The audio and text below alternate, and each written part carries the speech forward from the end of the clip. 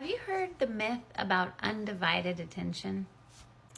I'm Leilani Colibri, and I help people love life after loss and through life transitions. Do you remember when we were kids and people used to say, "Give me your undivided attention"? That actually wasn't the most helpful suggestion. One of my mentors recently taught me the art of divided attention. That is actually the state that we'd like to be in to be the most productive and effective. And here's why. He said, give 80% of your attention to the conversation that you're having or what you're reading or whatever you're paying attention to, whatever you're trying to focus on. And then get this, give 20% of your attention to your breath.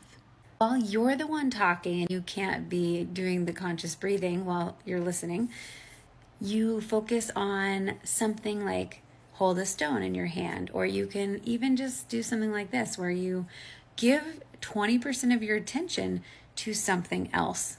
Ideally, something else is something physical, like you pushing your foot against the floor really slowly, doing something with your fingers.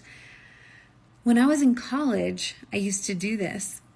I would study on the elliptical. So I'd bring my textbook, which otherwise would be exhausting and boring for me to read. I would elliptical, so I was equally distracted by the ellipticaling and the studying.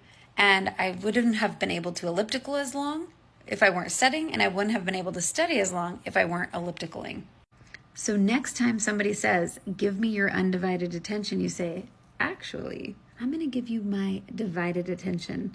You don't really have to say that, but you can give 20% of that attention to your breath or an embodied practice.